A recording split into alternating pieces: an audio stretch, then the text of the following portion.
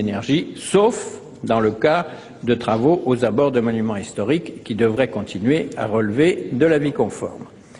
Vous venez de suivre une partie de la discussion générale du projet de loi dit Grenelle 2. Pour revoir cette séance, notre site internet publicsénat.fr. Tout de suite, le 18h de Michel Grossior. Merci de votre fidélité et à très bientôt sur notre antenne.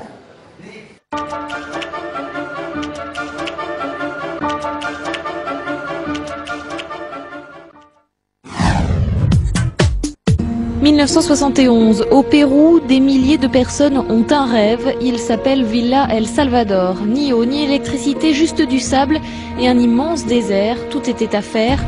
30 ans plus tard, après beaucoup de sueur, d'autogestion et de solidarité, ce rêve est devenu réalité.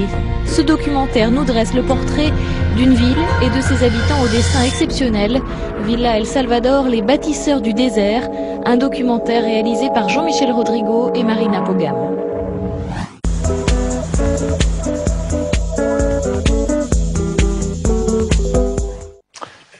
Bonsoir à tous et bienvenue dans 1h30 d'information sur Public Sénat. Dans quelques secondes, bien sûr, le 18h, invité Gérard Longuet, le président du groupe UMP au Sénat, pour faire le point sur la rentrée parlementaire marquée par des frictions entre les élus de la majorité et le gouvernement. Et puis, ce débat, peut-on croire à la voiture électrique? À 18h30, déshabillons-les. Hélène Risser nous réserve des surprises avec son invité, Benoît Hamon. Et puis à 19h15, Jacques Attali et sa conversation d'avenir. Quel avenir pour les milliers de langues en danger sur la planète? Tout de suite, le journal.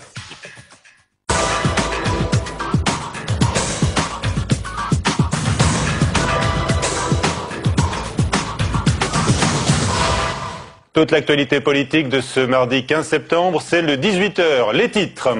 Propos tranchés de Nicolas Sarkozy sur les tests ADN, objet d'un bras de fer. Majorité gouvernement, tout le monde sait bien qu'ils ne servent à rien, lance le chef de l'État. Députés et sénateurs retrouvent le chemin du Parlement. Les premiers pour voter la loi Hadopi, c'est fait. Les seconds, la loi Grenelle 2, qui achève le verdissement de la France, selon Jean-Louis Borloo, de textes rejetés par l'opposition. Déclaration solennelle attendue dans quelques minutes de Ségolène Royal sur les suites juridiques au nom qu'elle entend donner aux révélations sur le hold-up électoral interne au PS. La perspective de la prison s'éloigne pour Gaston Floss, mis en cause pour corruption. Le bureau du Sénat, à l'unanimité, refuse de statuer sur une nouvelle demande de levée de son immunité. Jour de rentrée parlementaire, donc, position offensive, majorité qui ne l'est pas moins sur certains sujets, au point que Nicolas Sarkozy s'est livré aujourd'hui à un premier recadrage devant les députés UMP au sujet des tests ADN inutiles, selon lui, en matière d'immigration familiale. Au Sénat, l'UMP ne masque pas ses interrogations sur la réforme de la taxe professionnelle, sur la taxe carbone. Le premier texte examiné annonce justement des réformes concrètes dans la foulée du Grenelle de l'environnement, un texte âprement débattu. Il n'est plus question de consensus. Fabrice Cunet. Après les belles intentions de juillet, la mise en pratique. À la commission des affaires économiques chargée de retravailler ce Grenelle 2, on parle de boîte à outils. Il est question de créer des péages urbains, d'imposer des bilans d'émissions de CO2 aux entreprises ou d'interdire le portable à l'école. Mais pour les socialistes, le texte n'a pas les moyens de ses ambitions. Aujourd'hui, comme on est dans la chair, comme on est dans l'argent, dans les financements, dans les investissements, je crois qu'on n'est pas à la hauteur des besoins qui se manifestent aujourd'hui et qui se manifesteront demain. Pour Jean-Louis Borloo, ce texte doit achever le verdissement de la France. Son Grenelle 1 avait le soutien du Parti socialiste. Cette fois, toute l'opposition prend ses distances. Une attitude qui ne surprend pas la majorité. Et même si mes collègues de l'opposition sont d'accord avec la plupart, au moins dans la généralité, peut-être pas dans le détail, mais dans le général, d'accord avec la plupart des mesures, on comprend bien qu'on ne peut pas demander éternellement à l'opposition de voter avec la majorité. Les sénateurs de l'UMP préfèrent en sourire, mais les débats en séance s'annoncent tendus. L'adoption du texte est prévue pour la fin de l'année. Un calendrier quasi impossible à tenir, et ce point fait l'unanimité. De son côté, l'Assemblée a déjà adopté le projet de loi Hadopi 2, au terme, il est vrai, d'un long feuilleton. Loi contre le téléchargement illégal. Il prévoit, vous le savez, des sanctions, notamment la coupure de la ligne des pirates. Gérard Longuet, je vous le rappelle, président du groupe UMP au Sénat, est notre invité dans quelques minutes. Ségolène Royal doit faire connaître dans quelques instants sa position et sa décision après la publication du livre sur le hold-up qui l'aurait privé de la victoire face à Martine Aubry. Elle dira, notamment sur son blog, avant d'intervenir sur TF1 ce soir, si elle poursuit ou non une partie de ses camarades devant la justice. C'est cela donc, décision attendue, je vous le rappelle, juste avant, en principe, la tenue du bureau national du PS dans quelques instants. L'ex-candidate à la présidentielle compte ses appuis. Plusieurs de ses proches se sont éloignés en se rangeant. Donc désormais derrière un parti remis peu ou prou en ordre de marche. Selon Ipsos, pour le point, Ségolène Royal arrive en 8e position dans le palmarès des sympathisants socialistes. Nous recevrons dans un instant Jean-François Dorido, directeur général de cet institut de sondage. Pas de prison pour l'instant pour Gaston Floss. Le bureau du Sénat, qui avait accepté l'été dernier sa garde à vue, rejette à l'unanimité aujourd'hui une nouvelle demande de levée d'immunité du sénateur polynésien soupçonné de corruption. Certains à gauche s'interrogent sur un excès de protection de ses pairs. Explication de Marie Cerquera. Une affaire qui s'éternise et commence à intriguer. Gaston Floss garde son immunité parlementaire. Le Sénat dit ne pas être en mesure de prendre une décision tant que le juge n'a pas exercé tous ses pouvoirs, et notamment la mise en examen. Ça n'exclut absolument pas, comme l'a dit le président Larcher, qu'une suite au fait que les étapes aient été toutes respectées, une nouvelle demande soit faite, qu'il y ait une nouvelle saisine, et le bureau du Sénat aura alors à se prononcer dans un nouveau contexte. Dans les couloirs du Sénat, nombreux sont les élus à refuser tout commentaire. On avoue que le sujet est trop délicat pour en parler. À gauche, on regrette un manque de transparence. C'est un refus de trop. On peut se demander si effectivement il n'y a pas des protections, comme dans un certain nombre d'autres procès. Je crois qu'il y a des moments où il ne faut plus transiger avec l'épreuve de vérité. Il faut avoir le courage de l'affronter, même si c'est l'un des nôtres. Immunité ne veut certes pas dire impunité, mais si Gaston Floss est mis en examen, il ne pourra être placé en détention, comme tout citoyen, qu'avec l'accord préalable du Sénat. Une affaire à suivre. Donc, le PDG de France Télécom et le ministre du Travail ont cherché ensemble aujourd'hui une réponse à la série de suicides chez l'opérateur. Une meilleure prise en compte de la situation personnelle des salariés est annoncée. Un numéro vert permettra de joindre des psychologues au sein de l'entreprise. Les syndicats restent sceptiques ce soir devant l'absence de remise en cause réelle des méthodes de management, disent-ils. À noter que Nicolas Sarkozy, aujourd'hui, en recevant les députés UMP, s'est montré réservé sur le choix d'un 4e opérateur de téléphonie mobile. La suite du 18h, tout de suite, 3 questions, ou plutôt 3 séries de questions à notre invité, Gérard Longuet.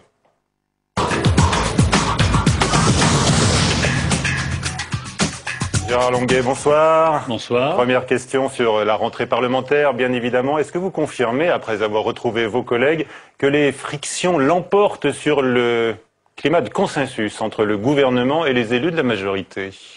C'est le dialogue, c'est l'application de la réforme constitutionnelle, chacun est dans son rôle, l'exécutif prépare, le législatif débat.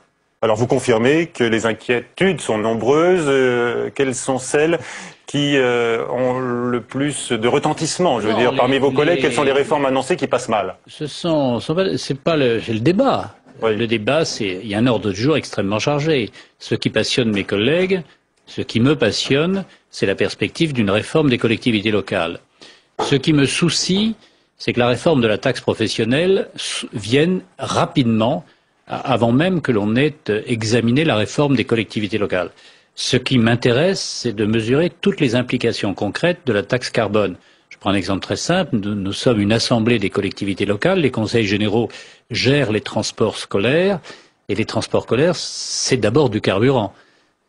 Qu'en sera-t-il pour eux? Donc nous avons une actualité extrêmement chargée et la volonté de mieux comprendre ce que le gouvernement veut et de mieux nous faire comprendre à partir de ce qu'il veut lui-même. C'est-à-dire montrer que vous n'êtes pas des godillots avec la réforme. C'est un mot qui appartient à un passé désormais révolu depuis 30 ans. Mais est-ce que le mot, par exemple, hyper-parlement... était un grand industriel qui a équipé l'armée française de chaussures de qualité. C'est Chevènement qui l'avait rappelé. Et que pensez-vous du mot, alors, hyper-parlement, qui est utilisé, vous le savez, est largement utilisé par votre homologue de l'Assemblée nationale, Jean-François Copé. Et il appartient au vocabulaire d'un homme qui a 20 ans de moins que moi. Alors, vous avez cité les réformes, et qui a donc de l'ambition pour l'avenir. Et qui a sans doute la sémantique de son temps. Très bien. Alors, vous avez cité les réformes qui ont du mal à passer dans leur état actuel. Non, je n'ai pas dit des formes. Non, ça, je crois que Michel Grossior, vous déformez honteusement. Oui. Non, vous déformez mes propos. Pour lesquels un dialogue doit s'engager. Voilà, il y a un dialogue, il y a un besoin de compréhension mutuelle. Alors, ces deux réformes sont également rejetées par la gauche, qui dénonce, on lisait notamment cela sous la plume de Collot de Barthelone dans Le Monde, qui dénonce la liquidation des contre-pouvoirs politiques locaux. Est-ce que c'est aussi l'un des aspects qui vous soucie? C'est absolument déraisonnable de la part de M. Barthelone de porter un jugement aussi définitif sur un projet de loi qui n'est même pas déposé au Conseil des ministres. Moi, je lui suggérerais par bonne foi d'attendre qu'il soit connu à travers son dépôt au Conseil des ministres. En tous les cas, c'est l'attitude que j'adopterais. Comprendre, connaître avant de juger.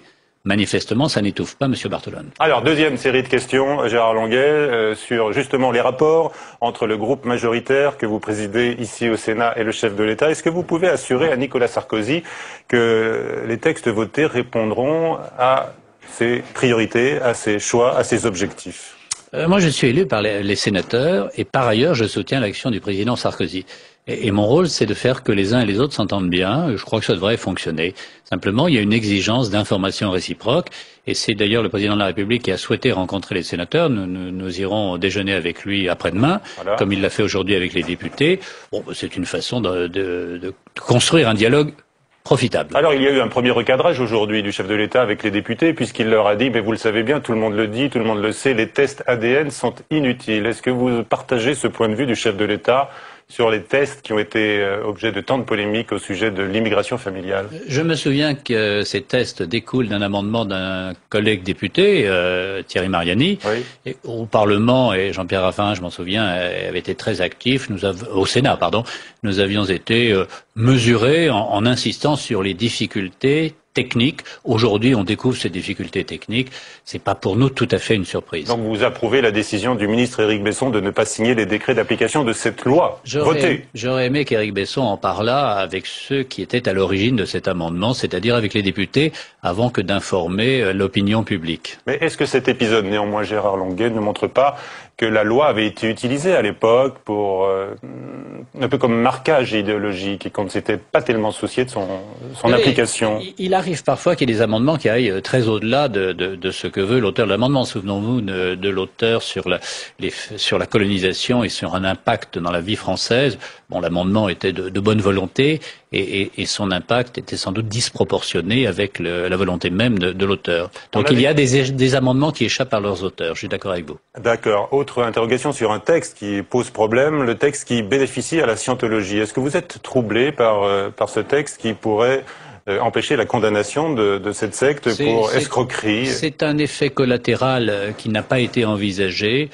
Bon, la perfection n'est pas de ce monde et je pense qu'on doit pouvoir s'en sortir, mais il n'y a aucune raison de protéger une secte quelconque s'il s'agit d'une secte dès lors que la justice l'a décidé, enfin l'a jugée telle. Michel Alliot-Marie a parlé d'un accident. Est-ce que vous avez des suspicions? Je ne sais pas sur permettez-moi de le dire. Ce sera d'ailleurs un de la scientologie. Ce sera un des sujets des journées parlementaires. Ce sera un des sujets des journées parlementaires du Touquet, de l'UMP.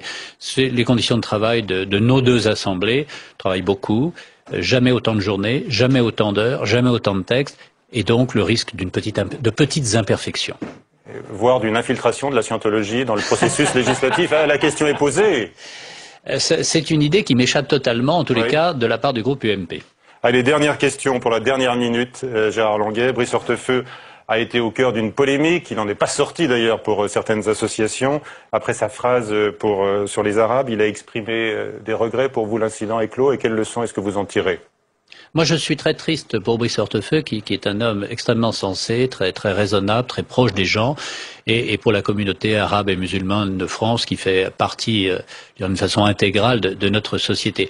Maintenant, il y a deux problèmes tout à fait différents. Il y a le deuxième degré qu'il faut proscrire en politique. Il faut être ennuyeux, définitivement ennuyeux, car si on prend le risque de l'humour, il faut être très talentueux. Et seule une toute petite minorité y parvient, André Santini par exemple, et encore, vous enfermez dans un registre. Deuxième observation, Big Brother est partout. Et on aimerait de temps en temps qu'on lâche un peu qu'on donne un peu de liberté à ceux qui s'expriment, sinon on va avoir un langage très très ennuyeux. J'oserais même pas venir chez vous, Michel Grossière, de peur d'être non conforme. Mais c'est pas grave, à mon âge, je me corrigerai pas. Très bien, alors on vous retrouvera régulièrement non conforme, quand il le faut. Non conforme pour commenter toute l'actualité parlementaire. Gérard Longuet, merci. La suite du 18h avec Ségolène Royal, donc face aux dernières accusations de fraude du camp Aubry. C'est à suivre avec notre invité et un reportage, alors qu'on attend toujours la décision solennelle de l'ancienne candidate à la présidentielle.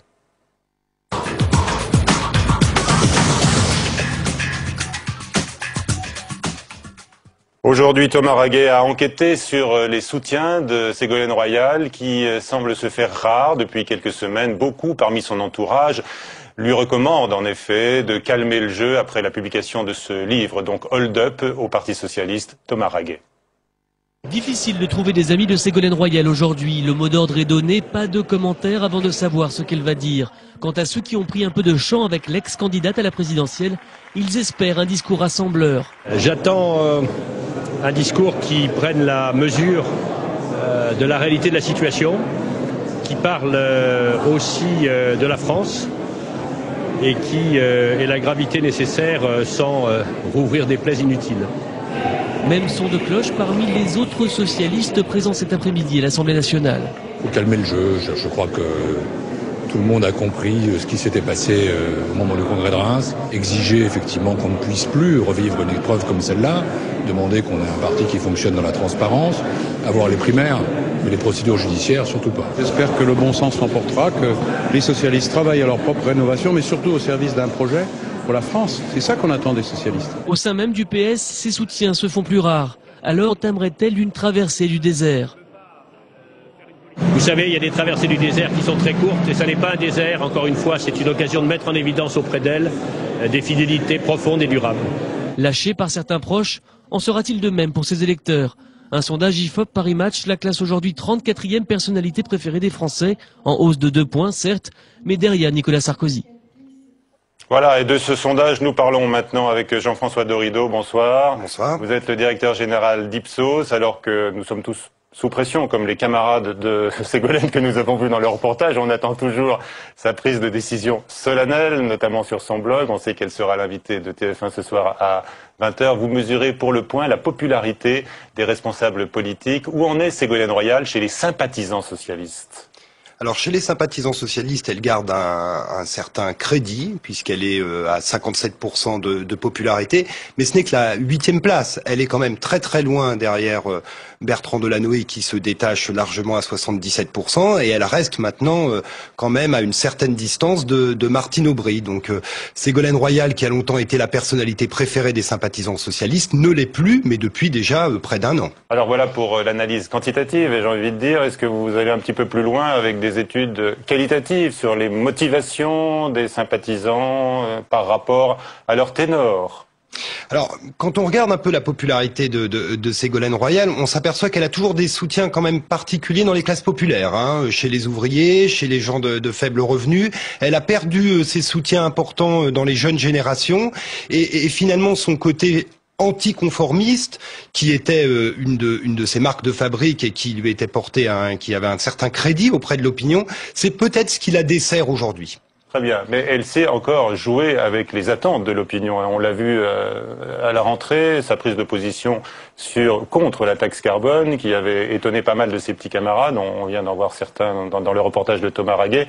Et là, elle a quand même fait mouche dans l'opinion. Vous le montrez d'ailleurs, même si elle est en 8e position, elle a gagné des places, peut-être grâce à sa prise de position sur la taxe carbone. Alors, elle partait de très très bas. Je pense qu'elle a gagné des places, comme Martine Aubry d'ailleurs, auprès des sympathisants socialistes, suite plutôt à l'épisode de La Rochelle. Je ne suis pas sûr que sur la taxe carbone, cela lui ait permis vraiment de gagner des places dans l'opinion, car finalement l'opinion est un peu ambiguë. Elle considère que la taxe carbone est nécessaire, même si sur son application, elle n'est pas favorable. Est-ce que vous pensez qu'elle a les armes et les atouts pour rebondir dans l'opinion ?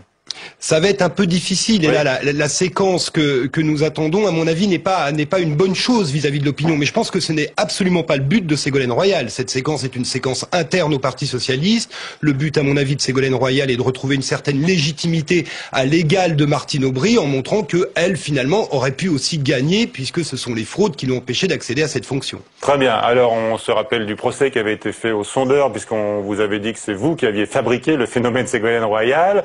Ségolène Royal est très attentive au sondage et elle en a évidemment besoin dans la perspective des primaires ouvertes. Il lui faut un socle de popularité. Plus que jamais, en effet, dans l'optique des primaires. Mais quand on regarde finalement Ségolène Royal, elle n'est pas populaire non plus auprès des alliés de gauche et, chose surprenante, encore moins auprès des sympathisants du MoDem, 20% simplement de popularité. Très bien, donc la partie s'annonce difficile et on attend toujours sa prise de décision ce soir. Merci Jean-François Dorido. On trouve ce sondage Ipsos dans le dernier numéro du Point à paraître demain. Dernière séquence du 18h. Maintenant, oui ou non, peut-on croire à la voiture électrique ?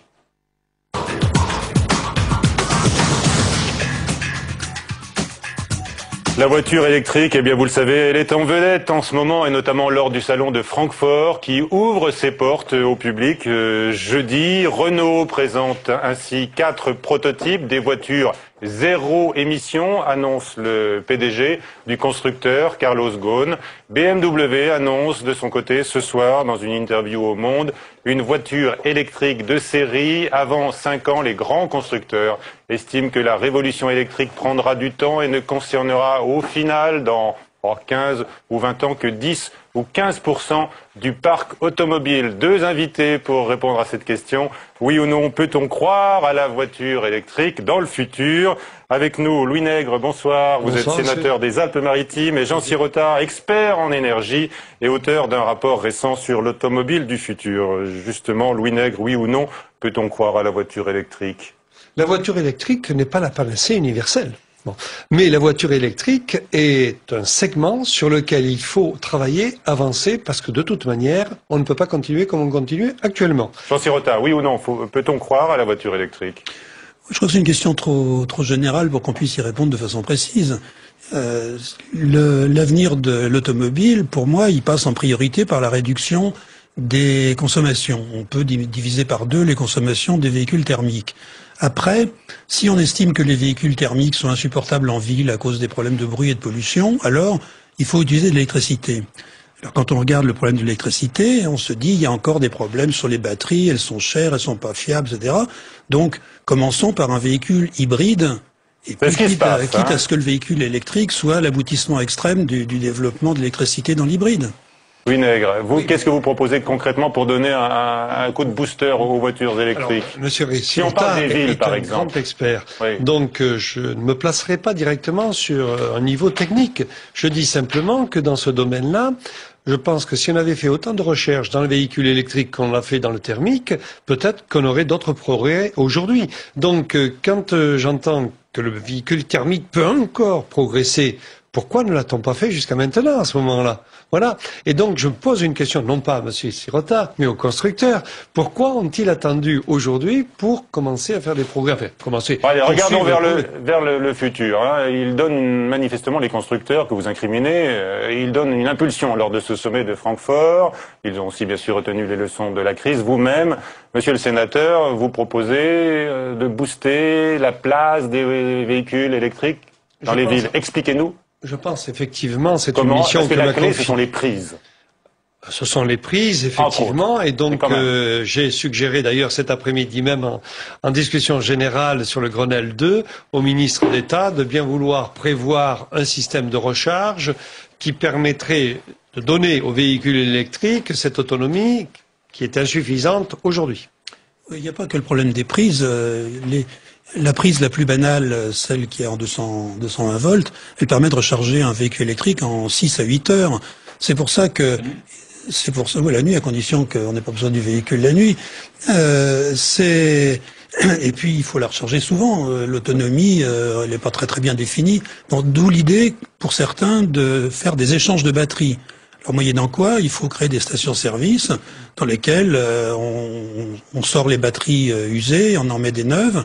Mais on n'a même pas commencé à normaliser cette question. Donc on ne veut pas imaginer les stations-service qui soient que pour Renault ou que pour Peugeot ou que pour Opel. Il faut normaliser et ça prend un temps fou et c'est pas commencé. Tout à fait.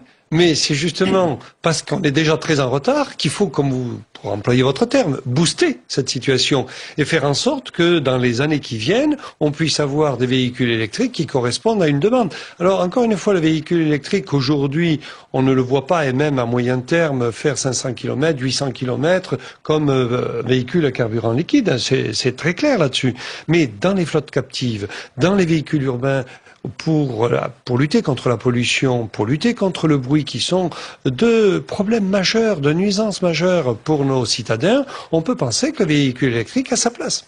Alors, on entendait Jean Sirota un peu ironique sur l'idée de recharger les batteries la nuit, mais quand la voiture est au parking la nuit, on peut très bien la brancher. C'est ce que vous proposez dans les villes, vous allez déposer un amendement. On va déposer un amendement qui permettra effectivement dans les copropriétés de pouvoir avoir des bornes de rechange, qui permettra dans un premier temps également sur les lieux de travail de prévoir des bornes de rechange, au moins dans un premier temps.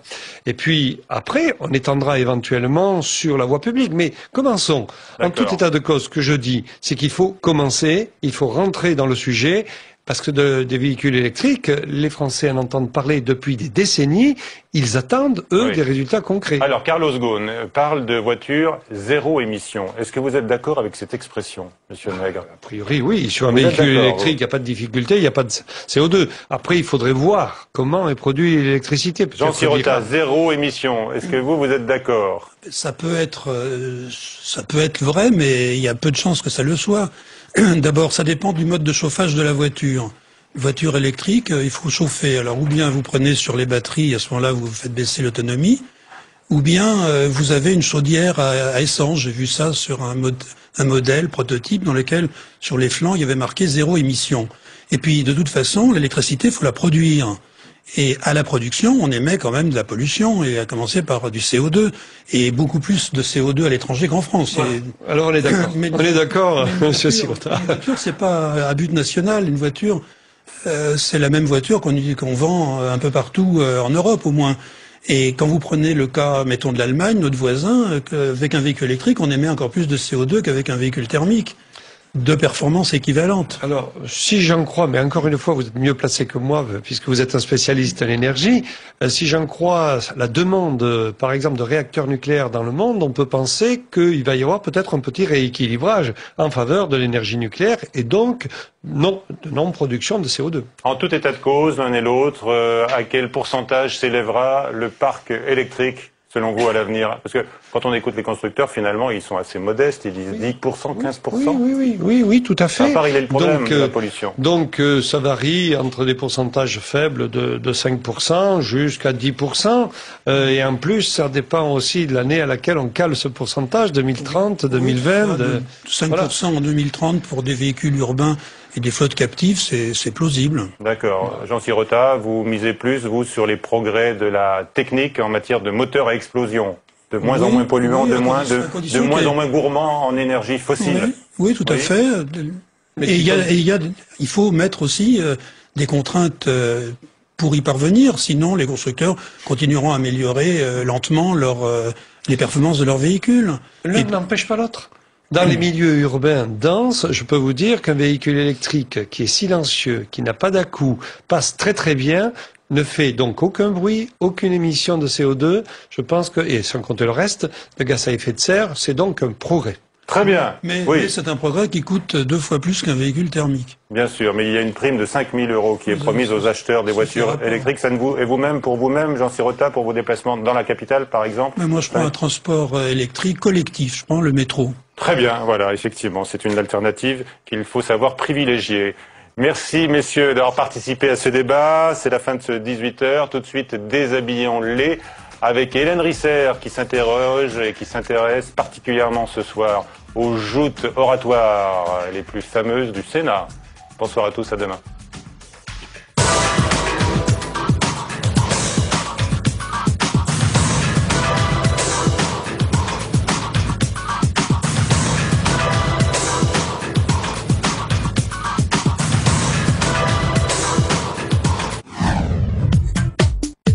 1971, au Pérou, des milliers de personnes ont un rêve. Il s'appelle Villa El Salvador. Ni eau, ni électricité, juste du sable et un immense désert. Tout était à faire. 30 ans plus tard, après beaucoup de sueur, d'autogestion et de solidarité, ce rêve est devenu réalité. Ce documentaire nous dresse le portrait d'une ville et de ses habitants au destin exceptionnel. Villa El Salvador, les bâtisseurs du désert. Un documentaire réalisé par Jean-Michel Rodrigo et Marina Pogam.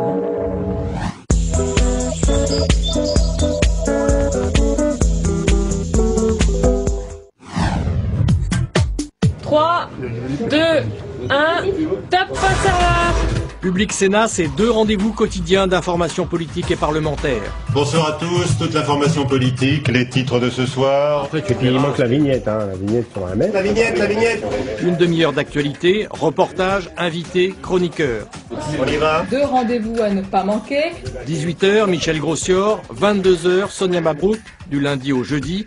Et on envoie directement sur elle le générique. Le vendredi, retour sur l'actualité de la semaine, Caroline Delage. Bienvenue dans le 18h du vendredi. La rentrée sur Public Sénat, 18h, 22h, c'est toujours plus de décryptage.